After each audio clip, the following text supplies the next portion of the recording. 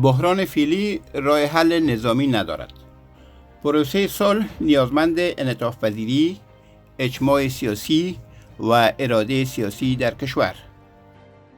دربار اسم با مسمای است که درباره کارنامه‌های کاخنشینان ارگ و سپیدار و سایر مسائل سیاسی اجتماعی روز می‌پردازد. لطفاً ویدیوهای ما را سابسکرایب نمایید تا در آینده از آگاهی‌ها و اطلاعاتی که کانال دربار پیشکش می‌نماید شما عزیزان نیز زودتر آگاهی یابید. داکتر عبدالله طی ویدیو کنفرانس در 25 جون سال جاری با انستیتوت صلح امریکا دیدگاه‌هایش را در قبال صلح برشمرده ابراز داشت که توأم با نکات کلیدی و عمدتاً حرف و حدیث‌های تازه بود. صاحب نظر سخنان موصوف را طی این ویدیو کنفرانس یک نسخه عالی و استثنایی برای تأمین صلح سراسری در کشور عنوان نمود. اکنون نکات عمده سخنرانی وی را اینجا برجسته می سازیم. دکتر عبدالله رئیس شورای عالی مصالحه ملی عصر روز چهارشنبه 25 جون از طریق ویدیو کنفرانس در نشستی که به میزبانی انستیتوت صلح امریکا زیر عنوان چالش‌ها و فرصت‌های مذاکره با طالبان برگزار گردیده بود سخنرانی کرد. رئیس شورای عالی مصالحه ملی در این نشست درباره ابعاد داخلی و خارجی روند صلح، شروع مذاکرات بین الافغانی، رهایی زندانیان، کاهش خشونت، آتشبس دائمی، نگاه کشورهای منطقه و جهان به صلح افغانستان پس از توافق صلح با طالبان سخن گفت. دکتر عبدالله فرصت پیش آمده برای برقراری صلح در افغانستان را بی‌نظیر و تاریخی خواند و از دو طرف خواست که موانع و چالش‌ها را از پیش رو بردارند و با مذاکرات مستقیم روی آورند. رئیس شورای عالی مصالحه ملی گفت که اکنون تلاش‌ها برای رهایی زندانیان، آماده‌سازی هیئت مذاکره کننده، به حداقل رساندن خشونت و رسیدگی به بحران ناشی از ویروس کرونا و جلب توجه کشورهای منطقه و جهان برای موفقیت روند صلح متمرکز است. دکتر عبدالله خاطر نشان ساخت که با توجه به متغیرهای مختلف داخلی، منطقه‌ای و جهانی، همه طرف‌ها اجماع دارند که بحران فعلی راه حل نظامی ندارد و پایان درگیری و کشتار نیازمند یک توافق سیاسی جامع و پایدار می باشد. رئیس شورای عالی مصالحه ملی با ابراز تأسف از افزایش خشونت‌ها تاکید کرد. با صراحت میگویم که کشتار مردم افغانستان به ویژه زنان، جوانان و کودکان در میدان جنگ، روستاها، شهرها، مساجد و حتی شفاخانه‌ها هیچ توجیه مذهبی و سیاسی ندارد. به عنوان کسی که از اوایل 1980 از نزدیک اوضاع را دنبال کرده ام، تأکید میکنم که افغانستان در شهر کابل و اقلیت کوچک از نخبگان عمدتاً دولتی و سیاسی خلاصه نمی شود. از همین رو من تلاش کردم با نگاهی وسیع‌تر واقعیت‌های پیچیده اجتماعی در شهرها و روستاها را درک کنم. رئیس شورای عالی مصالحه ملی گفت که پروسه صلح با تلاش یک فرد و جناح به نتیجه نمی رسد، بل نیازمند اجماع سیاسی و اراده سیاسی، هماهنگی و عمل در عرصه کلان ملی است. دکتر عبدالله گفت که روند صلح با انعطاف‌پذیری و گذشت یک طرف منازعه هم به نتیجه نمی رسد، بل ضروری است که دو طرف خویشتن‌داری و انعطاف نشان دهند. رئیس شورای عالی مصالحه ملی با ابراز این که تیم مذاکره کننده جمهوری اسلامی افغانستان و شروع مذاکرات بین الافغانی آمادگی دارند گفت که افزایش خشونت در آستانه آغاز مذاکرات بین الافغانی یک خبر مثبت نیست. وی گفت که ترکیب شورای عالی مصالحه ملی همه شمول خواهد بود و در آن زنان، جوانان و جامعه مدنی نقش اثرگذار خواهند گذاشت و تصمیم گیری در شورای مصالحه جمعی خواهد بود. رئیس شورای عالی مصالحه ملی با تاکید بر پاسداری از حقوق اساسی شهروندان در پیوند به دیدگاه طالبان درباره جمهوریت گفت که امیدوار است طالبان با حذف یک فرد یک رأی مخالفت نکنند و این اصل عمده نظام جمهوری است. دکتر عبدالله با بیان اینکه در دولت جمهوری اسلامی افغانستان در مذاکرات صلح پیش شرط نمیگذارد، ابراز امیدواری کرد که در نتیجه مذاکرات صلح جنگ 42 ساله افغانستان خاتمه یابد و صلح و ثبات پایدار در کشور تامین شود. این هم جریان مکمل سخنرانی رئیس شورای عالی مصالح ملی افغانستان طی یک ویدیو کنفرانس در نشستی که به میزبانی انستیتوت صلح ایالات متحده امریکا تدویر یافته بود. Good morning, good afternoon, or good evening, depending on where you're viewing this live stream. My name is Nancy Lindborg, and I am the President and CEO of the U.S. Institute of Peace. And I know there are viewers joining us from all around the world. We're delighted to have all of you here with us today for a very timely and important discussion. We're honored to have with us His Excellency Dr. Abdullah, who has taken time at this very critical moment in the Afghan peace process to share how he and the High Council for National Reconciliation are preparing for talks with the Taliban. After the keynote address, we'll have a Q&A session moderated by USIP's Vice President for Asia, Dr. Andrew Wilder. And we invite you to take part in this event by asking a question through the YouTube live stream in the comments section. And you can also engage with us and with each other on Twitter with today's hashtag AfghanPeace. At USIP, supporting a sustainable peace process in Afghanistan has been a core priority, and I'm encouraged that in recent months there has been progress towards direct inter-Afghan negotiations. At the same time, violence is rising to unprecedented levels, including increasing and quite disturbing numbers of civilian capacities. And there are other challenges. COVID-19 has exacerbated the struggles that Afghans face, including contributing to increased food insecurity and extreme poverty.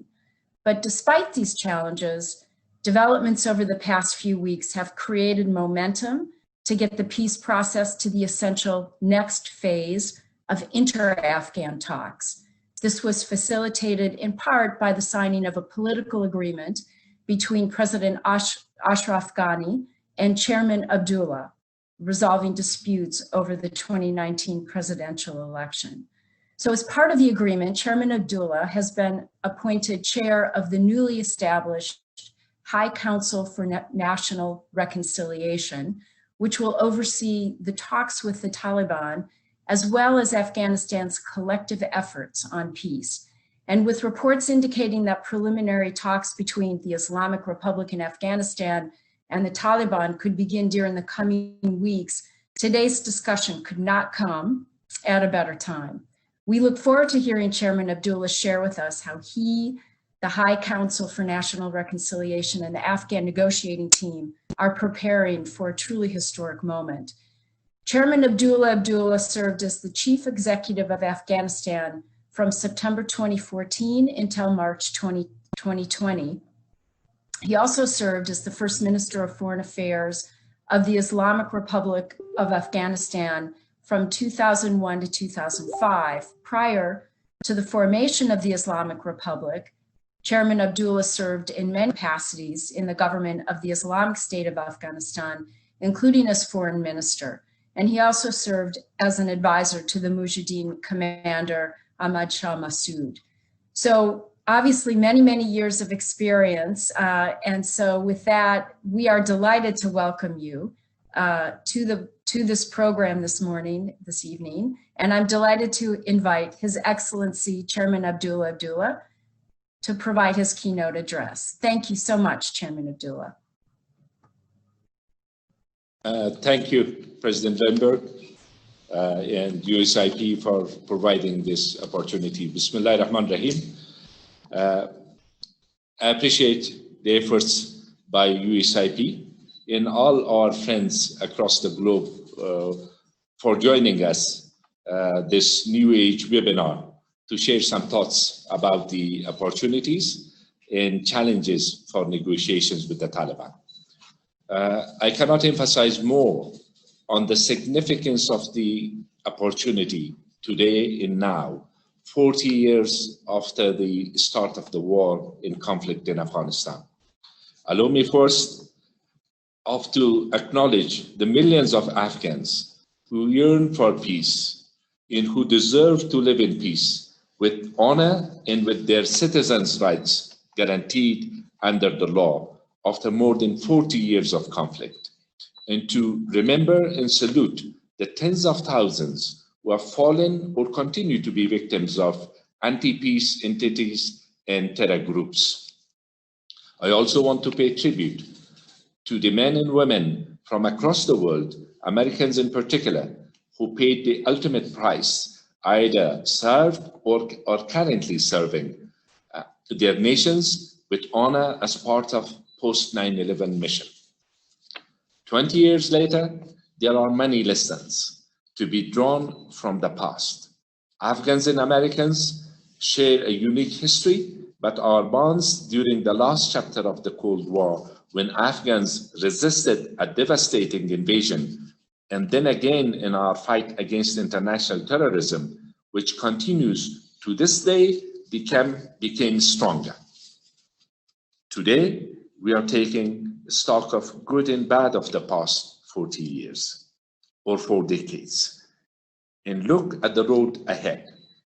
We are at the threshold between a unique opportunity for peace that is being defined as we speak, or continuing the war, the cost of war, the agony of war, with less clarity into the future.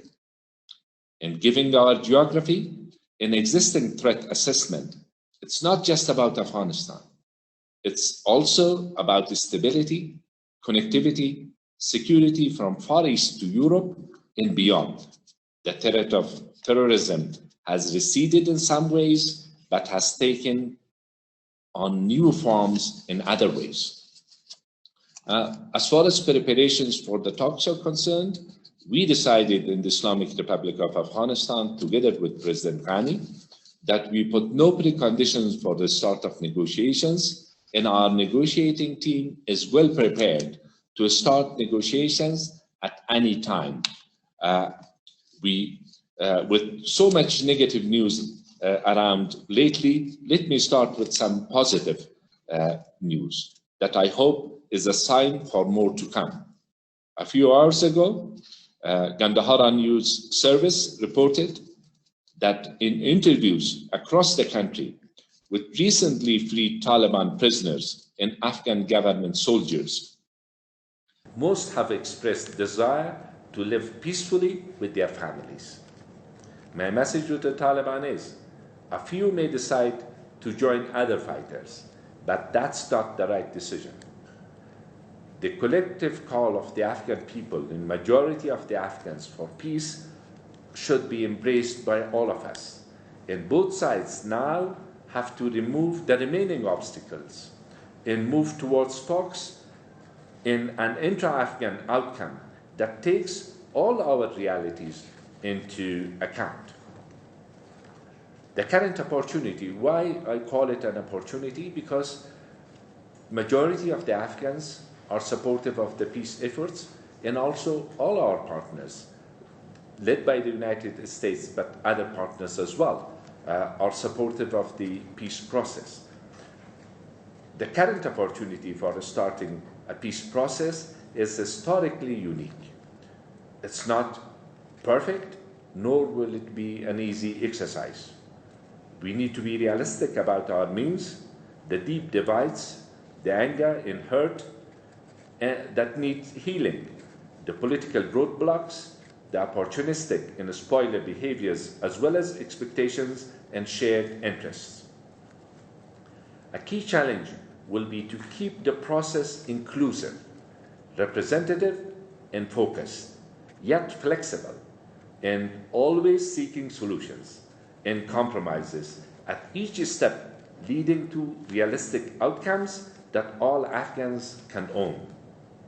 The peace dividend also has to be worked out and discussed with all international and international stakeholders, while we need to make sure that our country is no longer going to be a hub or a staging ground for international terrorism.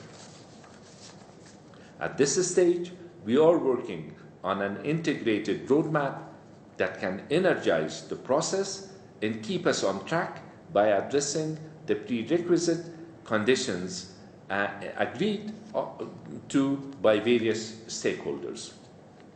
They include the more obvious goal of releasing the prisoners, which has taken place in the past few days and weeks, and hopefully it will be completed soon. Getting the technicality sorted out to have negotiating team ready for talks. As I mentioned, our team is ready. Maximizing the impact of violence reduction measures and addressing COVID-19 needs through healthcare services, key demands of the Afghan public across front lines. Keeping the region constructively engaged in preventing spoilers from derailing or stalling the momentum that has been created. Since we all agree that there is no military solution, in the current mutually hurting stalemate is unsustainable, given the number of factors at play inside Afghanistan, in the region, and with other global priorities like the pandemic or the upcoming American elections. We have no option but to aim for talks leading to a political settlement that can be owned and embraced by Afghans across the social and political spectrum. Let me clearly say that there is no justification, religious or political, for the staggering loss of Afghan lives across the battlefields, in our villages, towns, cities, in the valleys, deserts, in road checkpoints, or in our mosques, or even hospitals. Some food for thought from somebody who has been intimately involved with Afghan affairs since its young ages, since my youth, and I'm reminded constantly that just Kabul or downtown Kabul or a small elite with specific priorities with whom foreign and government officials usually interact, this is not the whole Afghanistan. It is why I always try to detach myself from any bubble and try to understand the vast and complex reality, the demographic facts, the role of youth, the women, but also large and small communities in the villages across our diverse landscape. If we are to come up with an inclusive and comprehensive peace settlement, we need to talk, listen, negotiate, compromise, and come up with a common, implementable, and acceptable end state that involves different layers that represent all key sides, including women, youths, and victims of war, and is not seen as a threat to any external powers. We have a choice, either to make this process easy and less painful for our people and others, or more complicated than it is, by dragging it and adding to the pain, loss of lives, poverty, and cost. It's also an economic and security choice. We can reduce the costs while reducing the level of violence, displacement, migration, in managing the threat of terrorism and illicit activities, or keep the fire burning and cope with the fallout of more war at a time when there is resource scarcity, a pandemic, and other preoccupations on the global radar screen. This is a process with many variables and layers. It is tied to the US-Taliban deal, which means with political decisions in several capitals, as well as the situation on the ground where people die and territories are contested. It has historic Afghan roots, but it's also connected to our region in geopolitical and geoeconomic interests. It has important humanitarian and stability component. Finally, there are values, ideas, and rights involved that need a deep discussion within a traditional Afghan and scholarly Islamic context.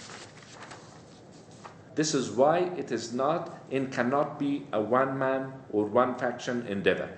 It requires political will, engagement, consultation, coordination, and action. The process will also need to go through phases, and each phase has its own give and take to facilitate transitions and forward mobility that can be verifiable and implementable. Following the political agreement signed in May with President Ghani, I have been busy taking practical steps to open lines of communications, consulting with key stakeholders, and strengthening the consensus that is needed in coordinating with internal and external actors. However, not everything rests in our hand, even though it has been agreed that the High Council for National Reconciliation is the vehicle through which we are going to bring all the elements together and define the policy lines for implementation. Failing to do so will further weaken the hands of those who believe in an inclusive, united, pluralistic, and value-based end state. Within the Islamic Republic of Afghanistan, we have come to a conclusion that we should present a unified voice in support of peace and also preserving the values which our people have made sacrifices for it. Ready to start talks, ready to make compromises, ready to move forward for an end state which works for all, a country which lives in peace within and without, unified, democratic, and respects the rights of its own people. We need to be nimble by responsibly moving the process forward, while we need to be focused and prepared to defend the values that matter the most to the plurality of our people. Now that peace process has been initiated, we need to remind ourselves that there is no going back. We need to work together, Afghans with Americans, our partners, our neighbors, to fight for a just peace and durable stability. I'll stop here to engage in discussions, and I thank you again for the opportunity. Excellency Chairman Abdullah, thank you very much for your informative remarks and for taking the time to join us today. I wish we could be hosting you in person at USIP, but the silver lining of these virtual events is that we have a much larger global audience.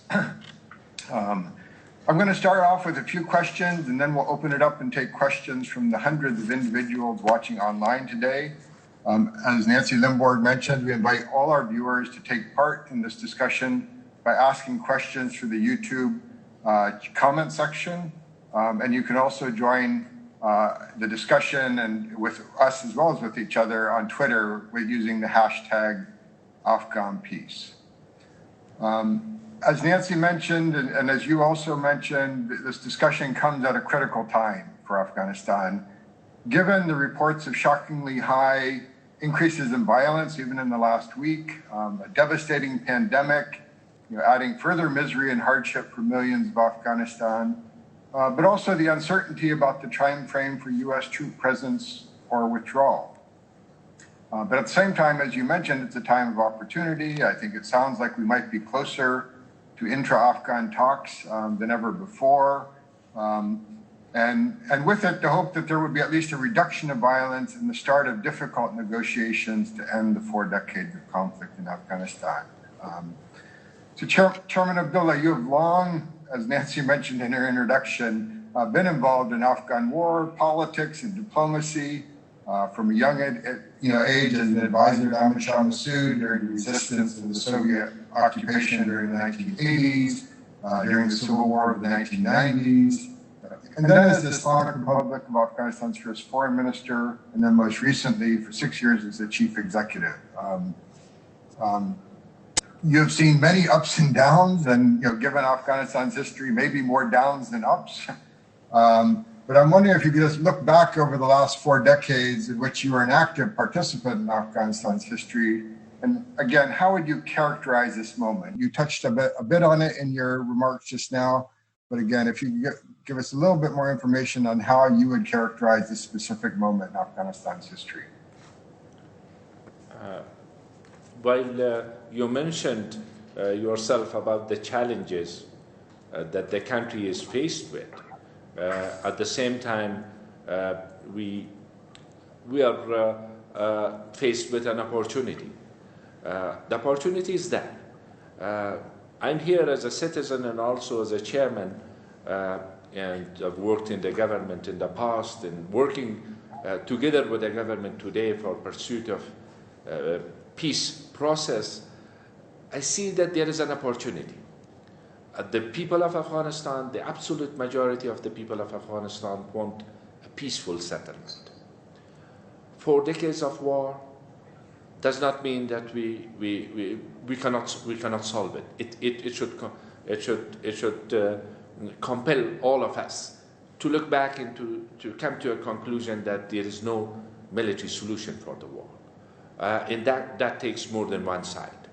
At the same time, I do have concerns. I'm optimistic, and I think that once, as Afghans, we get across the table and raise the issues, very difficult issues, which we have fought over for many years now, and see, and also look at the suffering of our people and the continued suffering of our people, I see an opportunity there.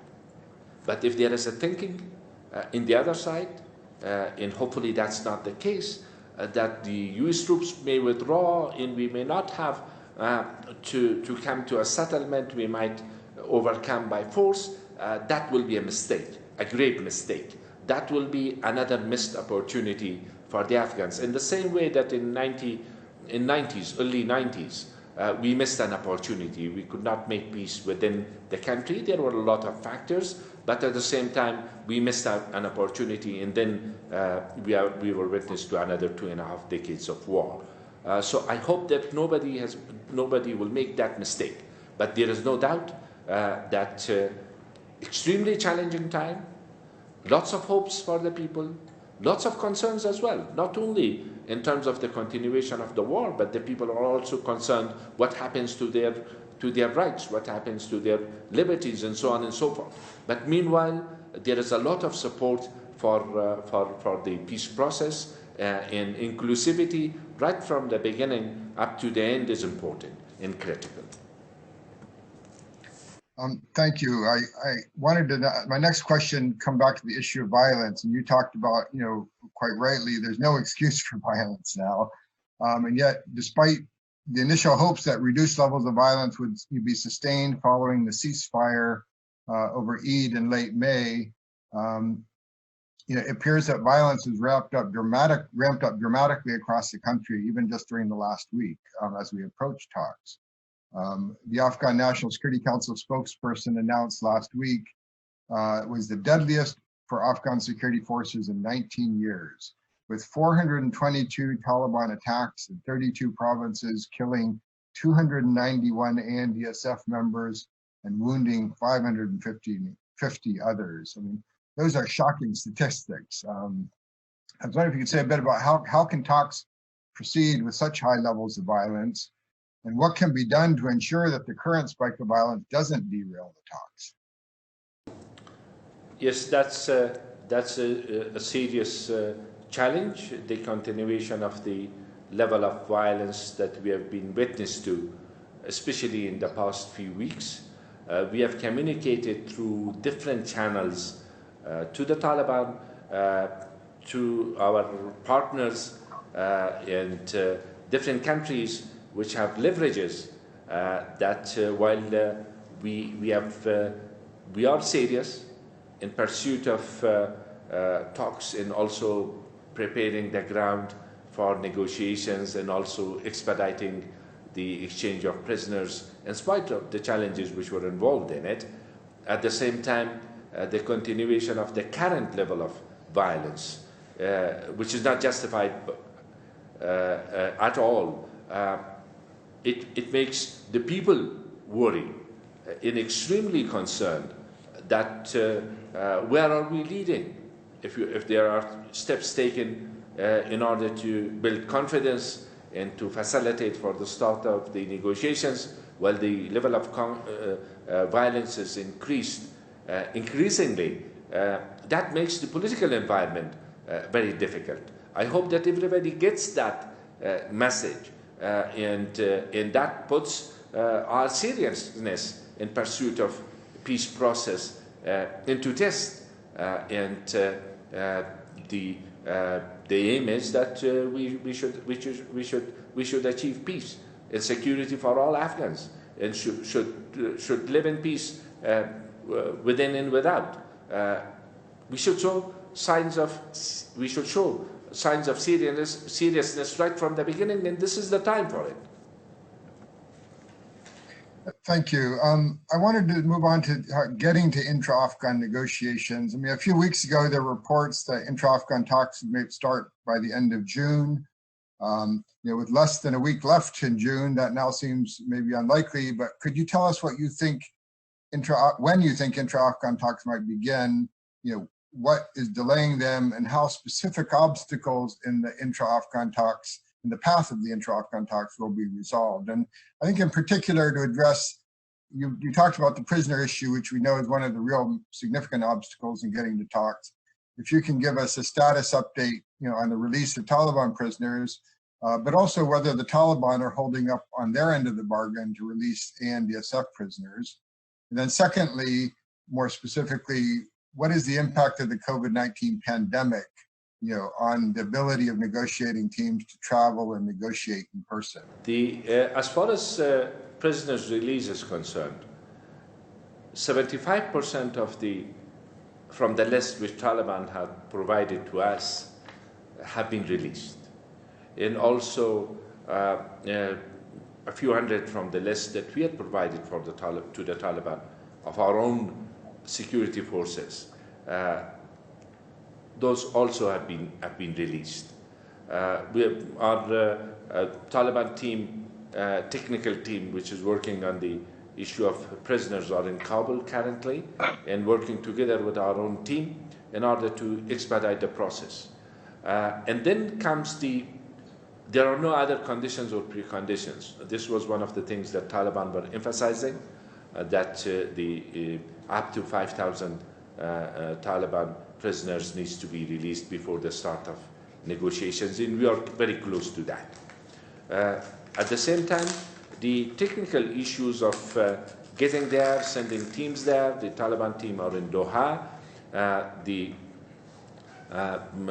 requirements of having the people tested here, the negotiating team, they are continuing as we get closer to the date. The negotiating team have been tested, and that will be repeated before their departure towards Doha as well, should it happen. At the same time, as I mentioned earlier, reduction in violence. Where does it get us if the current level of violence continues in the same way as it is, and then the people leave Kabul in order to start talks? But with the news of hundreds of people being killed recently as a result of violence, including civilians, that will not be a good environment for the start of negotiations. While we have not put preconditions for the start of the talks, but we think that it's also for the other side to look at it as it is.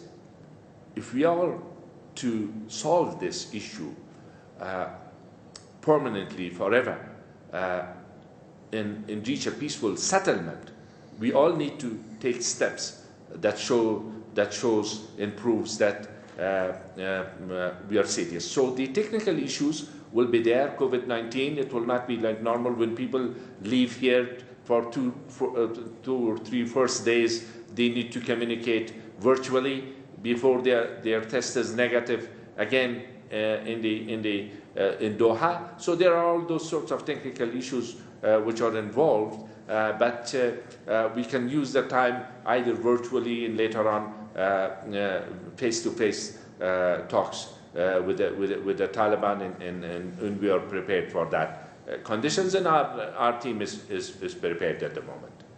Thank you. I think we're all learning that we can do much more virtually than we thought before. So let's hope, including with negotiations. You had mentioned in your talk also the importance of keeping the process inclusive, representative, open, and flexible. And I want to just come back to the issue of inclusion. Because as you know, studies have shown that peace processes that are not inclusive are more likely to fail.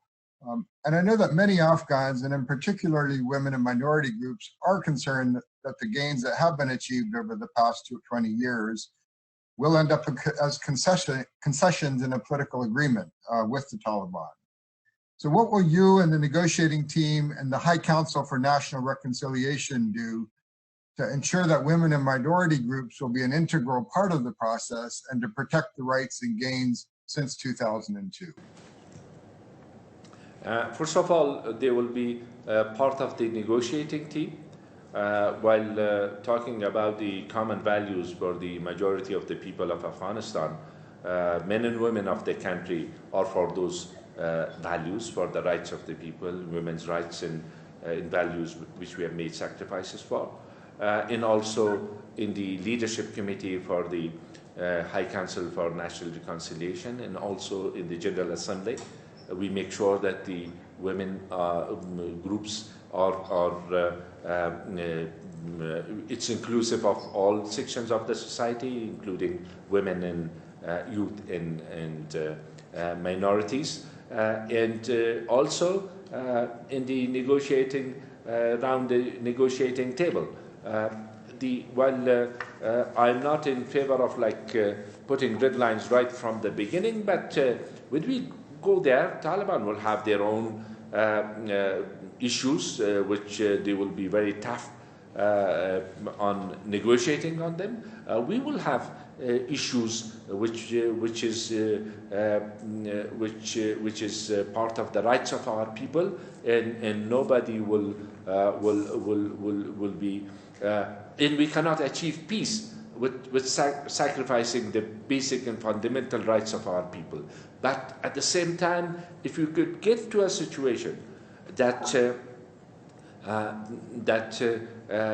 while we have different views and very different views, when I say different views, it's not like a difference between 9 and 10. It's on certain issues we are far apart, but we should be able to maintain the different views amongst ourselves, fight for it politically, not through violence, but at the same time agree to live together within a country and make peace and rebuild our country.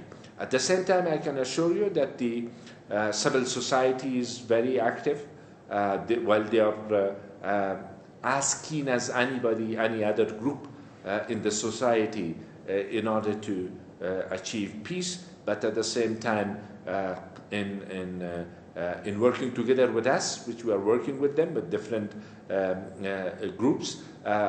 They want to make sure that the negotiating team is inclusive in terms of its composition, but at the same time in terms of pluralistic society that we have, and diversity, and represent the diverse views of our people. At the same time, work for the interest of all Afghans. So those concerns are real. We hear it days in and out, and at the same time, we are engaging these groups within the country as well. And COVID-19 has made life easier for us. Otherwise, part of my initial thinking was that should we start with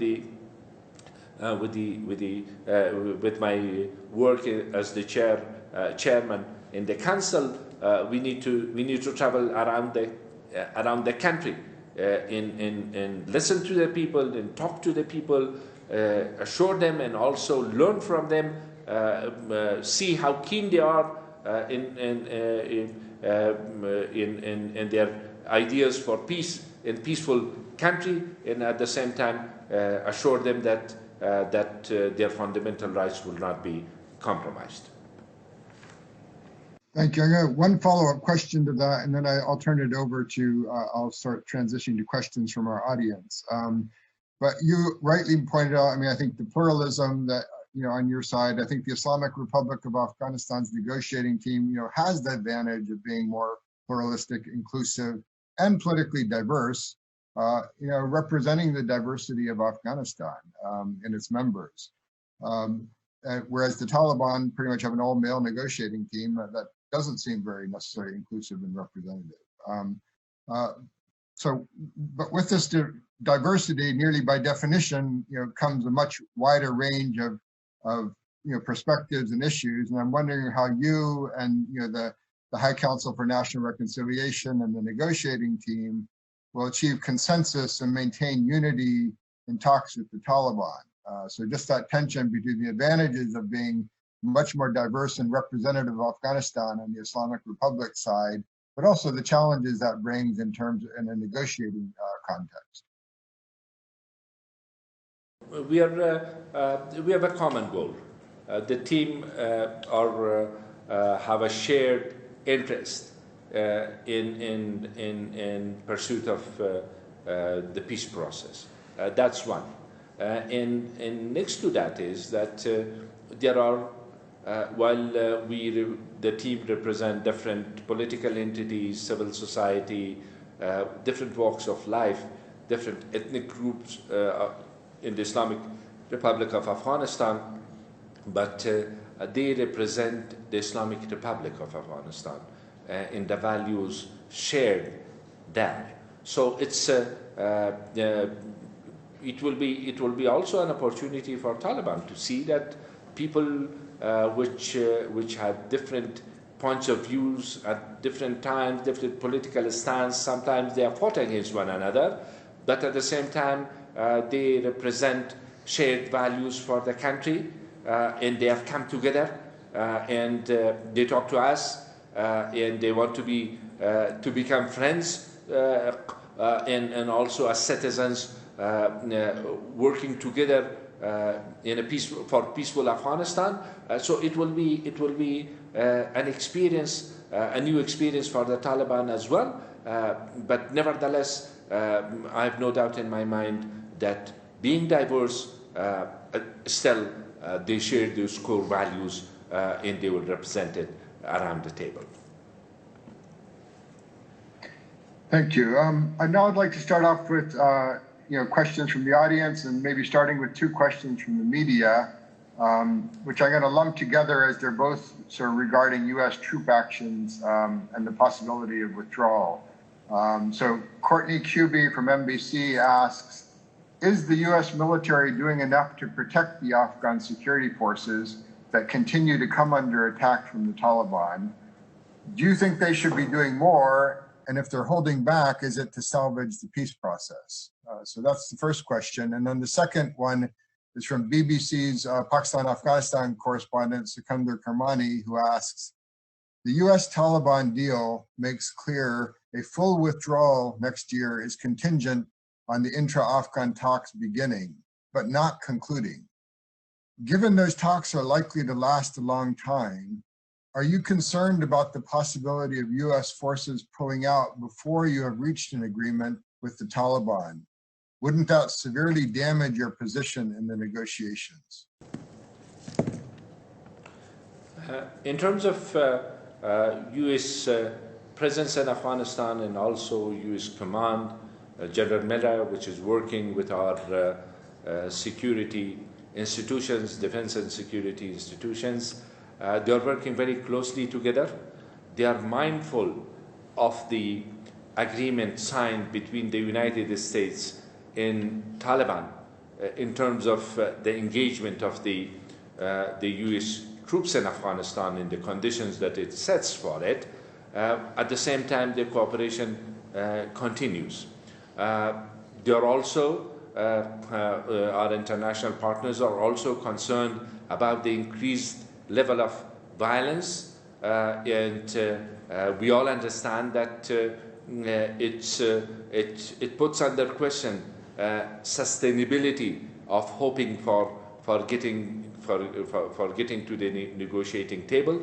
So the level of cooperation is there. There are some restrictions currently, but if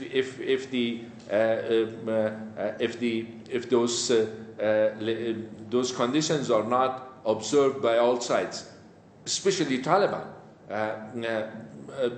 they will have to revisit what could be done under those circumstances.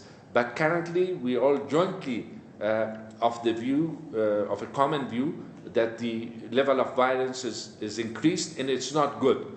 But the cooperation between the U.S.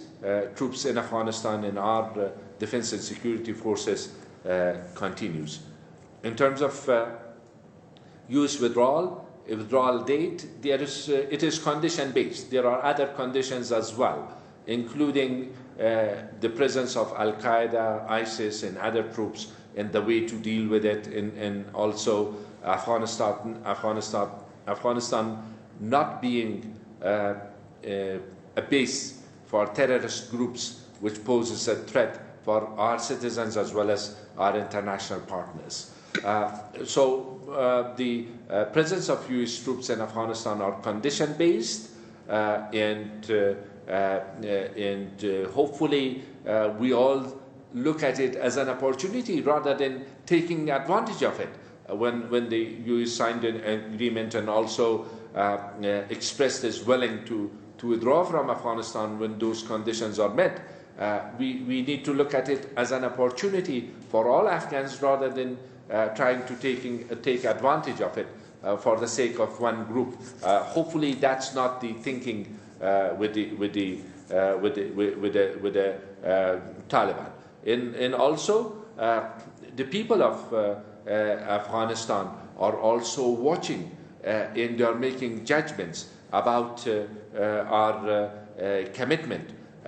The people as a whole, while if we take the example of the prisoners exchange, as a whole, there were no protests against it as such. There were concerns expressed about it. But if the same thing continues with the current level of violence, then the people will question us and put us under question.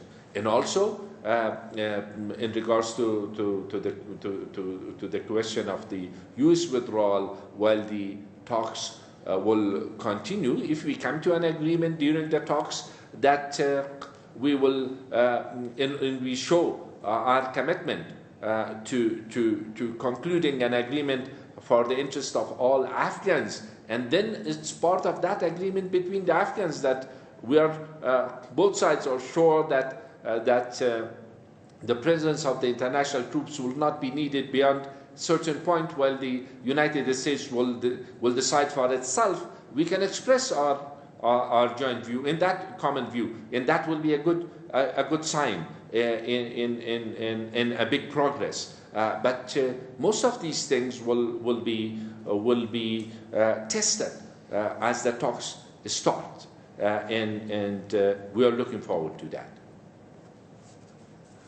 Thank you. I'm now going to ask two more questions lumped together on sort of the issue of trade-offs in a peace negotiation. Muhammad Tahir asks, how do you envision the future of the current Afghan government under a peace agreement, as well as the role of the Taliban in the future administration? And then relatedly, JJ Badger asks, what compromises with regard to the political system is the Afghan delegation ready to make in order to reach a peace agreement?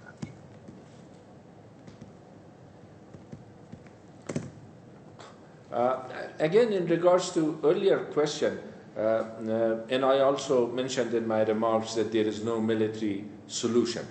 There were times that Taliban were in control of 90% of the country, but that didn't mean the end of war. Even if there is a premature U.S. withdrawal from Afghanistan, that does not mean that Taliban can take over the whole country. If there is one lesson in the past 4 decades, that should be that lesson. So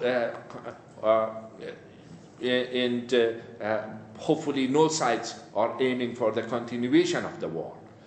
So that's in regard to the earlier question.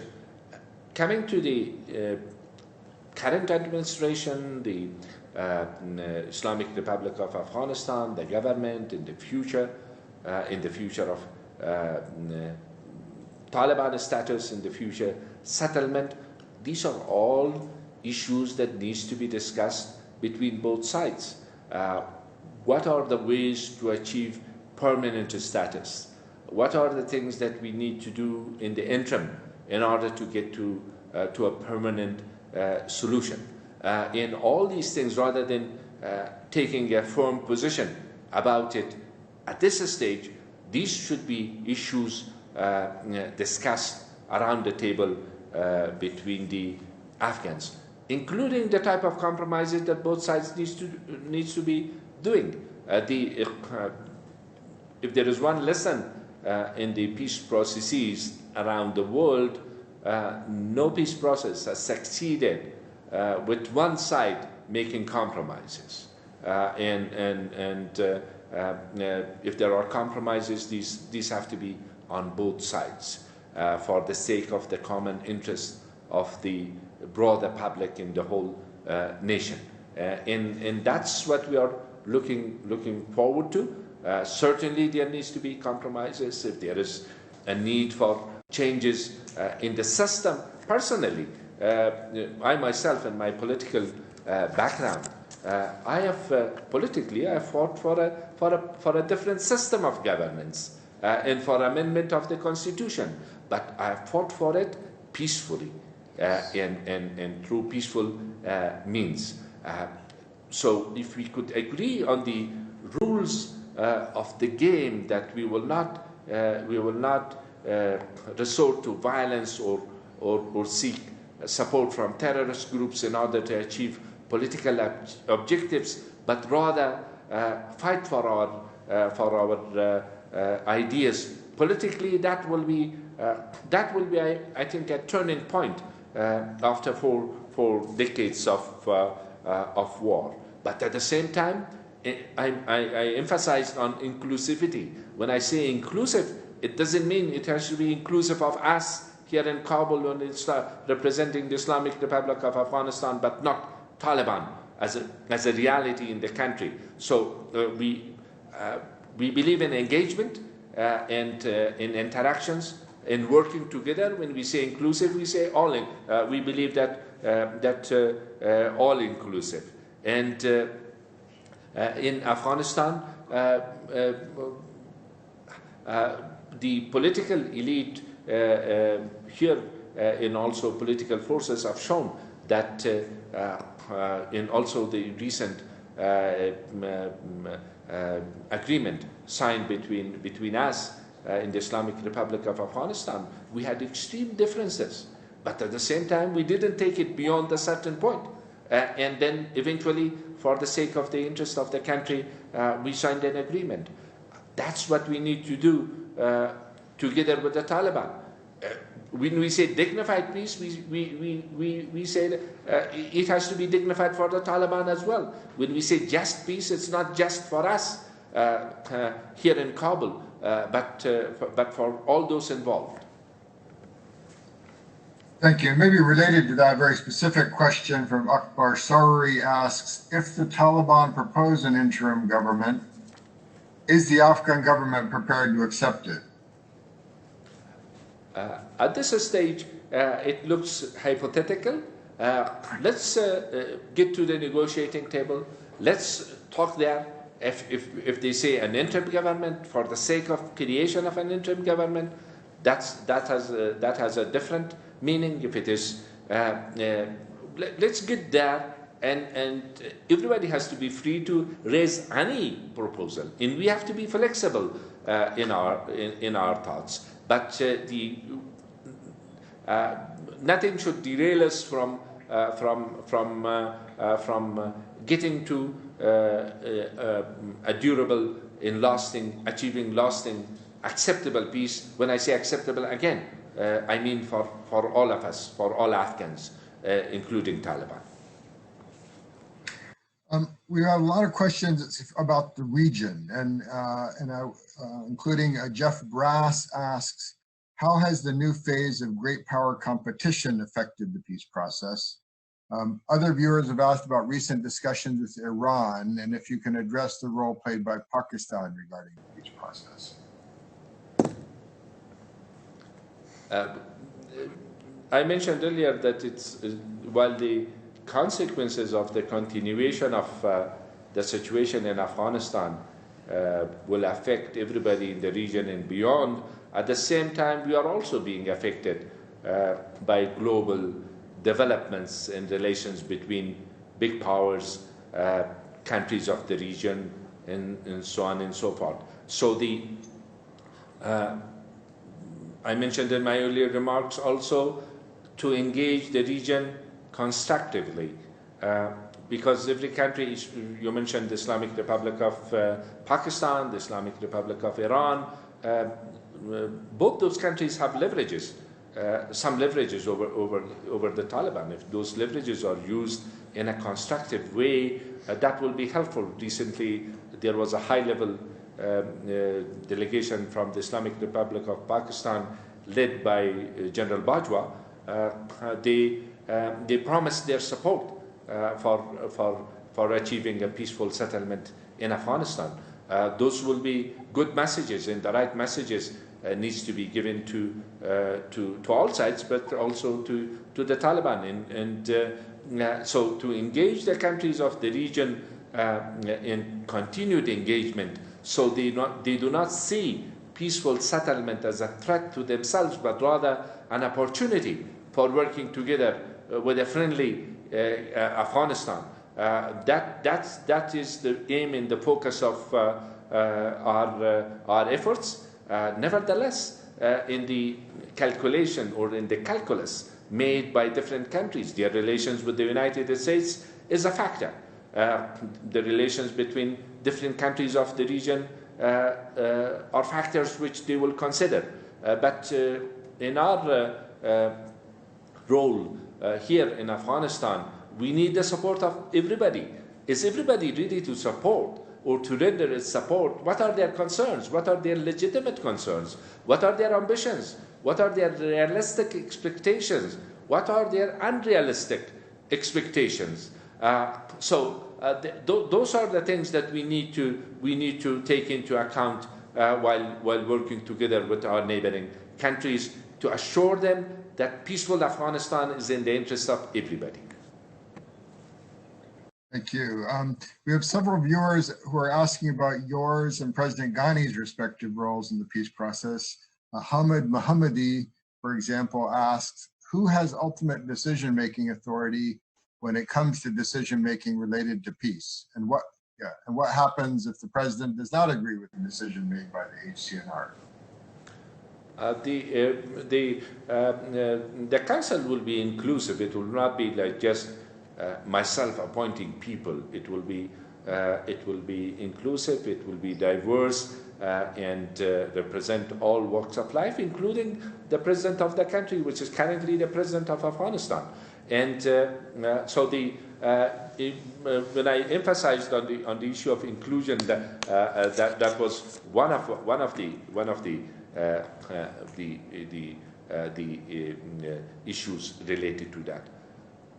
The ultimate decision will rest with the people of Afghanistan. The council represent the voices of the people of Afghanistan, the Islamic Republic of Afghanistan all together, and eventually it will be collective decision. And I don't think that somebody will be against peace. How we can achieve it? What will be the future of the country? Then we have diverse views. So currently we are working closely together in order to give more credibility to our efforts in the peace process, and our determination is to continue in the same way with the same spirit, and then all of us at one stage will be tested how serious we are when it comes to the our political will, and eventually it will be a collective decision. Thank you. We're only have 5 minutes left, so I'm going to try to squeeze in a couple more questions. The next one is many peace negotiations include special arrangements for individuals who have personally suffered in the war. And Humayun Milad asks, how will the families of victims of the war be represented in peace talks?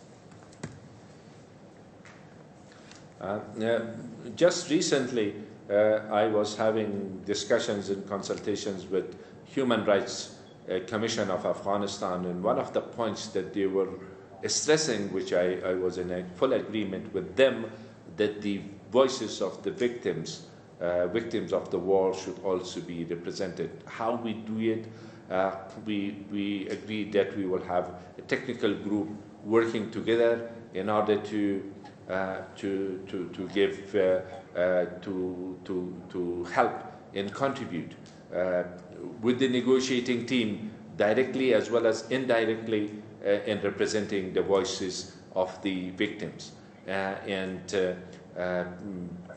Talking about the victims, today as we speak, we have a few more casualties as a result of the continuation of the war.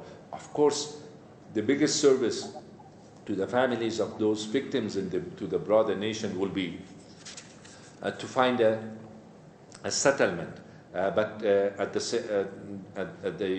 same time, as I mentioned, having a technical group working with us to represent the voices of the victims is in our agenda.